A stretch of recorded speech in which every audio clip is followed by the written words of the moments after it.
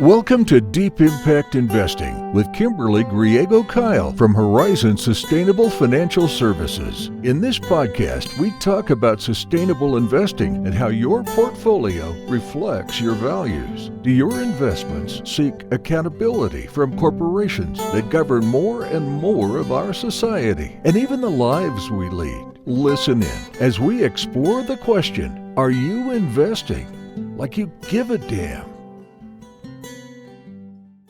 Hello and welcome to Deep Impact Investing with Kimberly Griego-Kiel of Horizon Sustainable Financial Services. Kim, how are you today?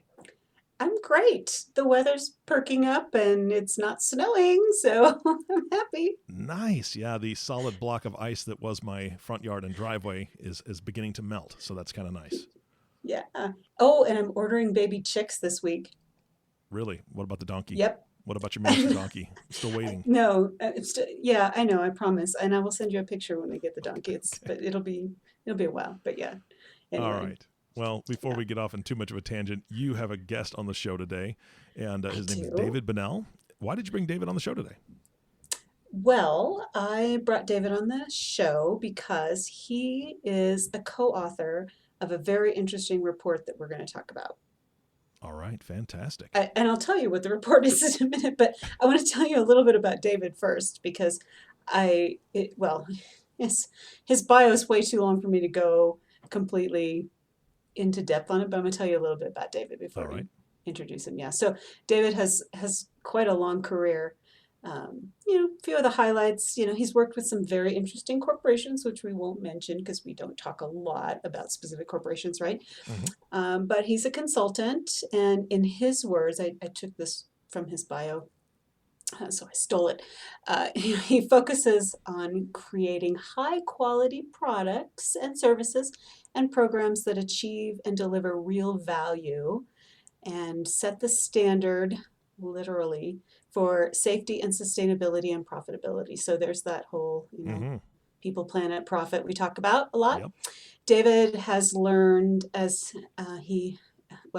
what I liked was he quite literally worked as an adjunct professor at MIT instructing rocket scientists. So hopefully some of this doesn't go way over our head, right? Yeah. I was worried. I'm feeling a little small here in this chair right now. Thanks, Kim. You brought a rocket scientist teacher on, for crying out loud. Right. I know. He's not just a rocket scientist, but he taught them, right? So most importantly, he's highly sought after in our industry as a sustainability strategist and consultant. So welcome, David. Welcome. Thank you. Thanks so much for having me. And to your point, my family joke, I could never have gotten into MIT as a student, but they let me teach there for a while. Oh, well, that's excellent. I'm really happy that you've done that. But yes, I'm very honored to have you as a guest on my Deep Impact Investing podcast. So thanks. What else do you want to tell us about yourself? Well, first of all, truly honored and grateful to be here. I'm calling in from the coast of Maine. And to your point, I know you were just both joking about the cold. We actually have Canada geese flying in the right direction, meaning north, which is always good for us. When we hear them going south, we get depressed. So we're ready. We're ready for spring to spring, which may not happen for another 2 months, but we're eternally optimistic. I work for the World Business Council for Sustainable Development, WBCSD, and I run our food and agriculture programs here in North America. Great. And so today we are going to talk about the report that you co-authored, Transformative Investment in Climate Smart Soil Agriculture. Correct? Did I say that right? That's right. And no, you said it exactly right. And I'm very happy to represent USFRA, the Croatan Institute, and the Mixing Bowl.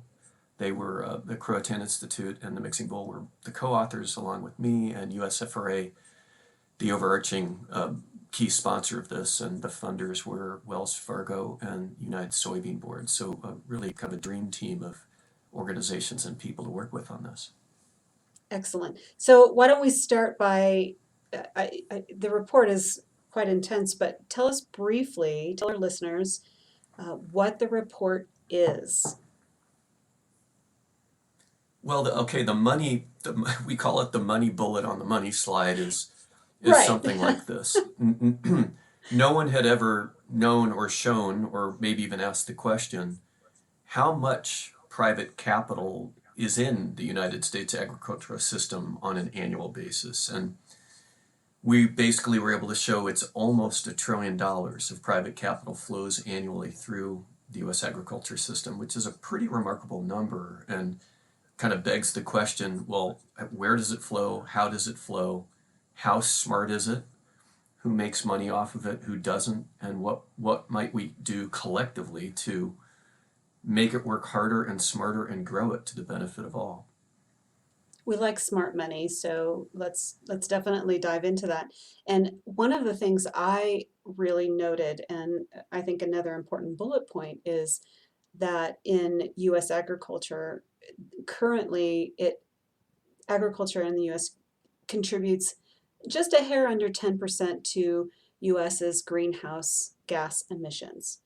And the proposals in the report really talk about how easily we could reduce that greenhouse gas emission to 3.8% by 2025. So in 5 years, well, 4 years, sorry, we could reduce that number.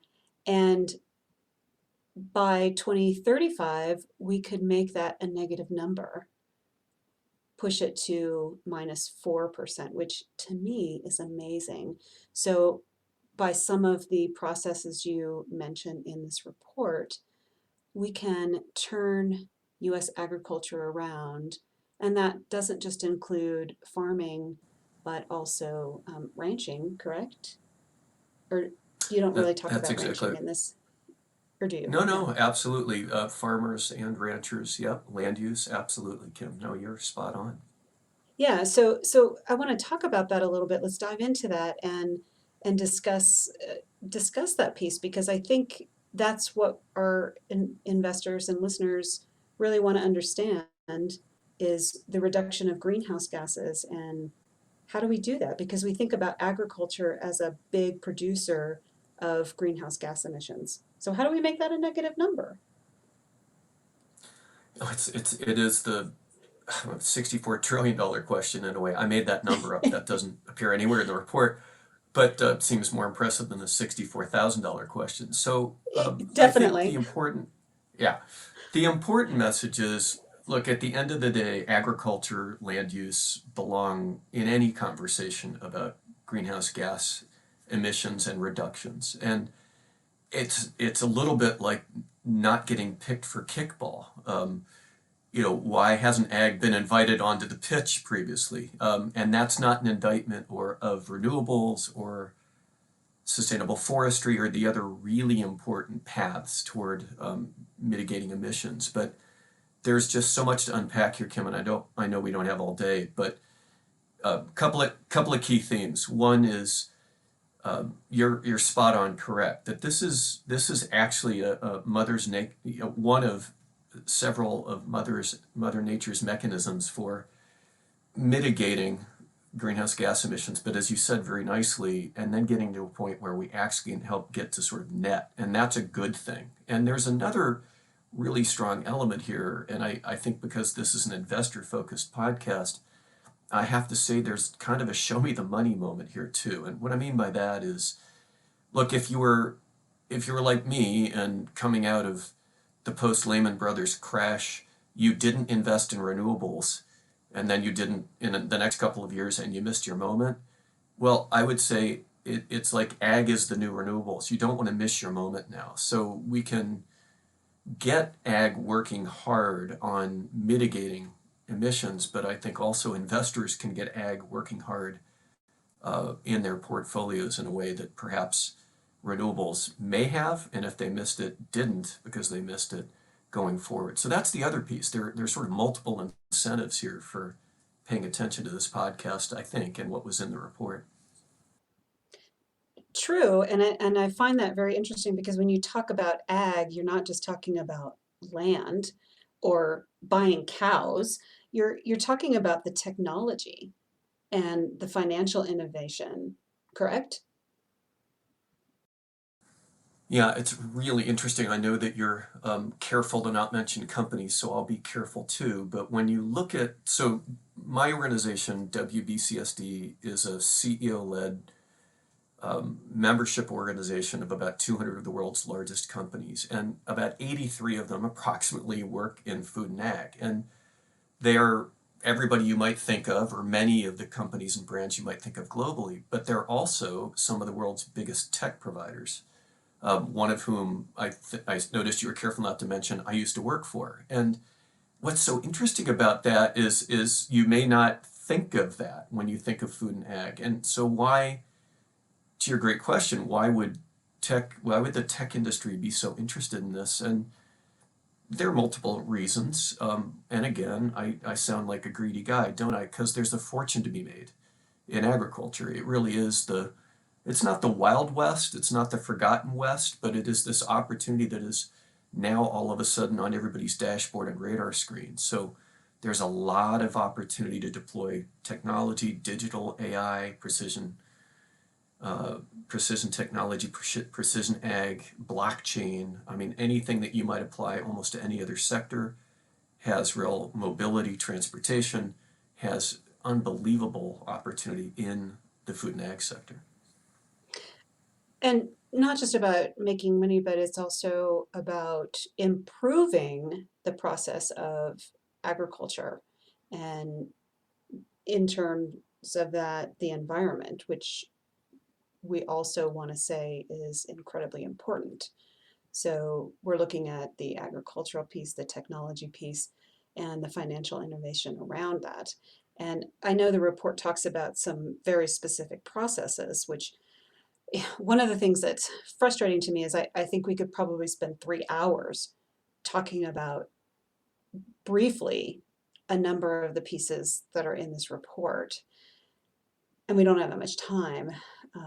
But I think if you mentioned some of the practices that are in the report, if you had to pick one of those, what would you say is important in terms of the agricultural practices? Well, first of all, I really appreciate your call out that this is bigger than just show me the money. And Right. I mean, Yeah. I'm just trying to make sure that the investors and bankers that are listening to your podcast keep listening by mentioning money every 2 minutes. I've got my Yes. iPhone set to remind me to mention the money piece. But And I'm going to get there's a little more to that too, because I do have some yeah, questions around that. But yeah, but in terms of the but sustainability piece and practices, I mean, we could talk about, like cover crops and crop rotation and all of those pieces, which are, I think, very important, right? yeah, and it's so important that you mention sort of the balance here, the balance of climate, nature, equity. And to your point, I mean, I think one of the things we're saying in this report, I think, and it comes through pretty clearly, that it is sort of a wonderful agriculture, farming, ranching, land use is almost a wonderful sort of risk mitigator across the board. There are climate implications, there are nature implications, there are equity implications. I mean, remember vibrant rural livelihoods, what a concept. And I mean, there's zero upside to this pandemic. Of course, we're recording this still during the pandemic, but I think if we learn nothing, it's that we have a very fragile food and agriculture system, and to build in resilience is essential. And to that point, along with that comes resilient, we hope, rural economies, a resilient ecosystem, resilient natural world, strong biodiversity, all these things that we depend on for life and livelihood, as well as, to your point, income and profit. Right. And I think the resiliency of our farmlands is incredibly important. And working on that and reducing greenhouse gas emissions is extremely important, because if we're not focusing on that and the technologies on how to do that, we're not going to have corporations to invest in, or good corporations to invest in. And I also like in the report how it's mentioned specifically the action steps that we need in regards to leveraging this technology and the finance piece. And if we I mean, obviously we can't talk about all of them, but if we focus on one, and I liked specifically, but we can talk about any of the ones you want, but connecting the sources of capital to the producer ecosystems. How do we work with that solution? I think there's just so much to talk about with that, because if we're looking at capital, the individual investor or the big institutional investors, and getting that down to even the individual farmer, how do we make those connections?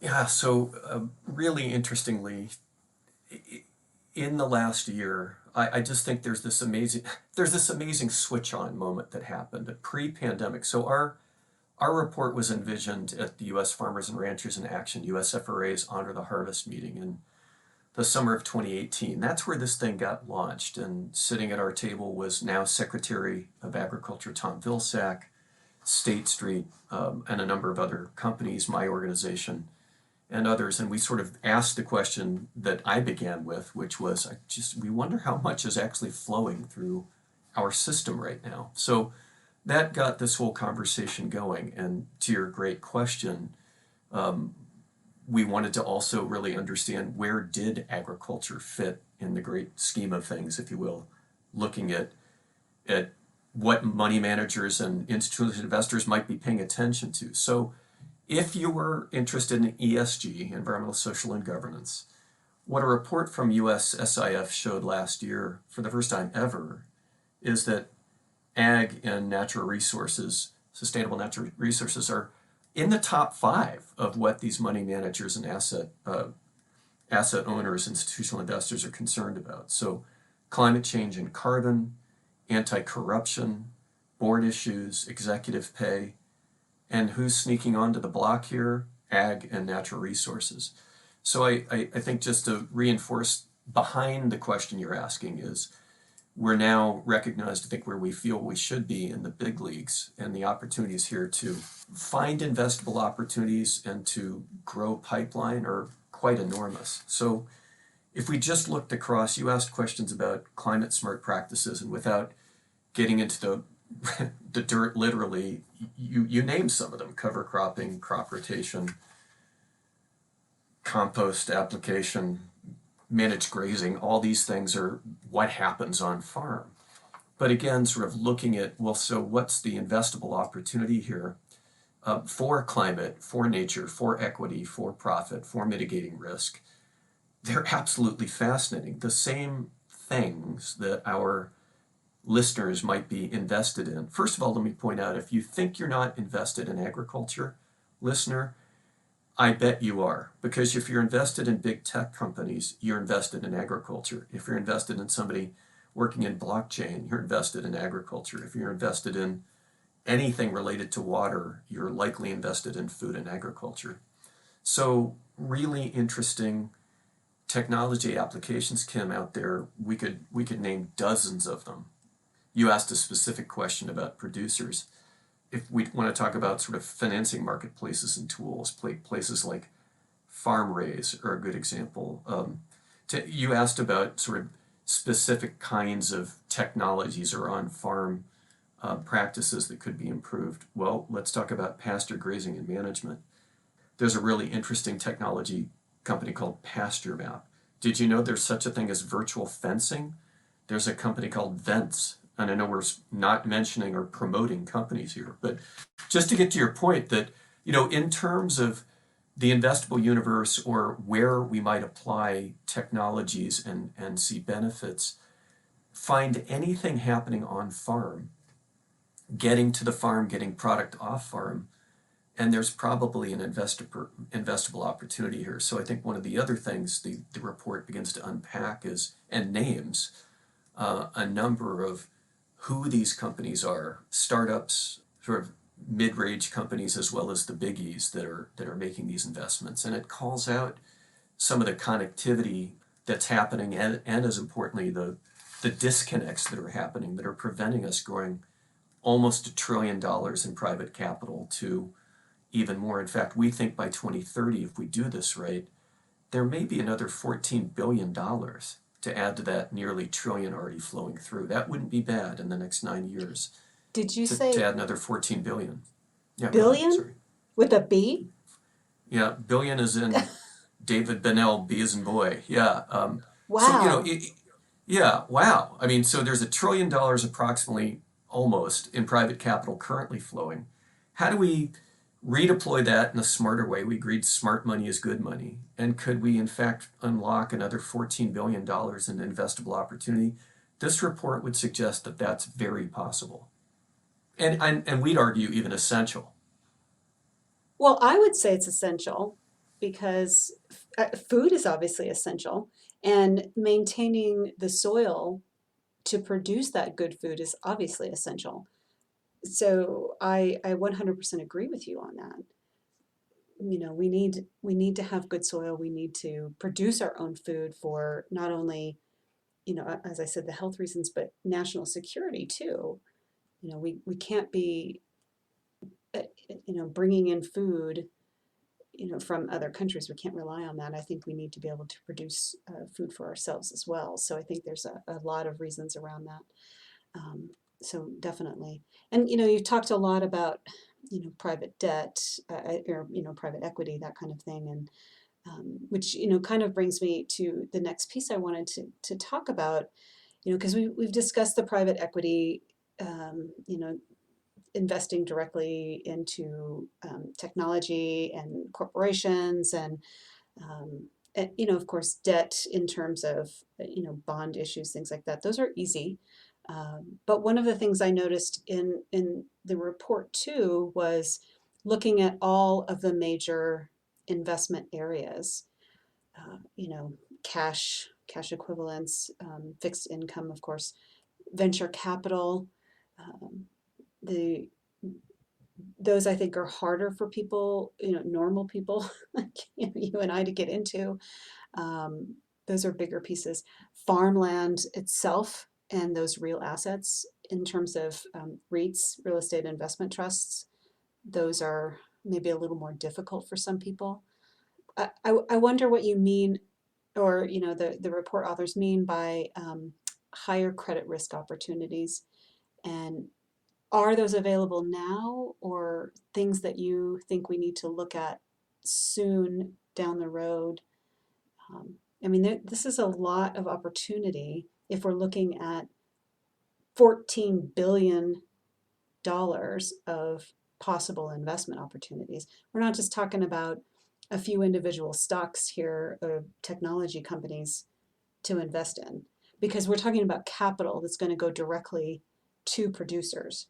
And buying and trading stocks is not going to these producers. So we need to get this money into the hands of people who need it. Well, okay, so yeah, it's such a great question, and you gave me a beautiful segue into it. So you mentioned defense a couple of minutes ago, and so I just want to point out we're recording this in the beginning of March 2021, and the Biden administration cabinet, almost to a T, in testimony in front of the Senate, confirmation hearings for a couple of them.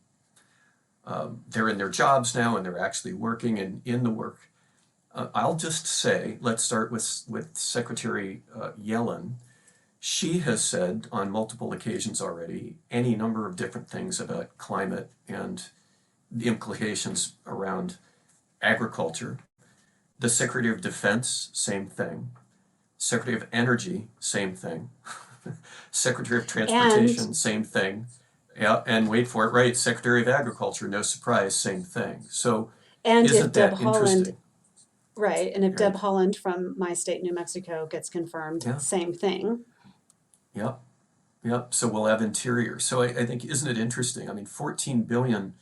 Secretary Vilsack alone has a $30 billion fund that the Trump administration had tapped into to mitigate some Chinese tariff stuff, which we won't get into. But so, the $14 billion number is not out of reality here. We're not going to have $14 billion immediately poured in by our own government. But isn't that interesting? How many secretaries did we just name? 5 and soon to be perhaps 6. So to get to your good question, let's just look at a couple of different things that are happening right now. If you look at like cash and equivalents, CDs and money market funds, Self-Help Credit Union has a green term certificate. If you look at blended capital facilities, there's an AgriFund 3 technical assistance facility that's out there. I was on the board for 9 years of one of this country's CDFIs, Community Development Finance Institutions. They have a really interesting loan fund, fixed income private debt category. Maine's Coastal Enterprise incorporated a sustainable agriculture and food system program. There's a Nebraska Rural Investment Corporation looking at sustainability-linked loan facilities. Louis Dreyfus, the WBCSD members, got one. COFCO, another one of our members, $2.3 billion sustainability-linked loan facility. For any of us with teenagers, if you've never heard of H&M, the apparel company out of Sweden, they just launched one last week. I think it was 8 times oversubscribed. Not a bad problem to have. I mean, it's a problem, but not a bad. It's a problem if you didn't get in. So no, I could go on, but my God, your listeners will fall asleep. I could keep going because we do have now. It's touching almost every element. The Open Prairie Rural Community Fund or Rural Opportunity Fund. That's a small business investment company. And I mentioned Secretary Yellen. One of her first meetings was with the CDFI community, and one of the conversations was about New Markets tax credits. So again, between rural funders, the typical, in quotes, rural funders, and some opportunity to come in with some new funding and be really entrepreneurial, VC, private equity, and others, I think we're going to see a fascinating decade, Kim, I really do, that has traditional funders finding new ways and interesting ways and old ways to do this smarter, and new money coming in because new money loves an opportunity, and I have no problem with that as long as it's done, to your point, in a way that maybe almost has a tripartite impact, right? It's got good climate, good nature, good equity bones to it, and what's not to love? Really. I think all of this is so incredibly fascinating. And wow, who wouldn't want to get in on some of these really interesting, probably semi-easy investments as well. So incredibly fascinating to me, and I could go on and on and on, literally, as I said earlier, for 3 hours. And I think at some point, maybe later in this year, we might have to come back and talk about things maybe as they've changed, or I don't know, just talk about it again, because I am ultimately geeking out on this. As I have said to Eric before, this is incredibly fascinating to me. Is there anything you'd like to add? Again, I know you mentioned the report authors at the beginning, but why don't you wrap up your thoughts on this before we run out of time? Yeah, well, thanks to you. Eric in the background, thanks to you. So Kim, thanks to you. Eric, thank you. I did mention, right, our friends at Croatan Institute and the Mixing Bowl are co-authors, as well as USFRA, the overarching sponsor, and Wells Fargo and United Soybean Board, the funders of this. But I think the key takeaways, thematics, Kim, are truly increased investment in climate smart practices in U.S. ag in general can enable us, U.S. ag, us, the United States, to become the first carbon negative sector in the economy, full stop. The first carbon negative sector in the economy.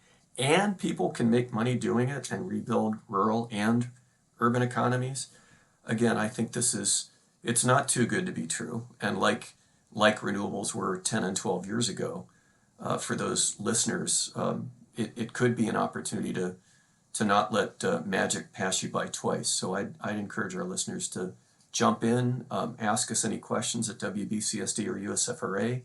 And Kim, if you'd have me back, I'd come back in a heartbeat. So thank you so much. Thank you so much, David. I have really enjoyed looking through the materials that I received and doing the research, and thoroughly enjoyed having you on. It's been fascinating. And I would like to have you back at some point, because this has been very interesting to me, and I hope to my listeners as well. And as I have to say, requirements, right? Any of the companies we mentioned are not suggested investments. Please discuss those with your investment advisor. as always, thanks so much for joining us and hearing David today. So yeah, thank you. Eric, anything you want to add? Yeah, I really hope David could come back. And David, between now and then, I get to ask a question. You can think about it until you come back to the podcast. If a guy in Nebraska wanted to build a sustainable rocket in his backyard, just think about that for the next podcast. All right, we'll discuss it then. Is that okay with you? Eric, you're breaking up. Ground control. All right, I get it. All right, then we're out of here. David, thank you so much for being a fantastic guest. Kim, of course, I love the guests you bring on because you know smarter people than I do, apparently. So I appreciate you helping to educate this guy in Nebraska. And of course, to all our listeners, we thank you for tuning in and listening to the Deep Impact Investing Podcast with Kimberly Griego-Kiel. If you have not subscribed to the podcast yet, please click the subscribe now button below. This way, when Kim comes out with a new podcast, it'll show up directly on your listening device. This makes it much easier to share these podcasts with your friends and family. Again, thanks for listening. For everyone at Horizon Sustainable Financial Services, this is Eric Johnson reminding you to live your best day every day. And we'll see you next time.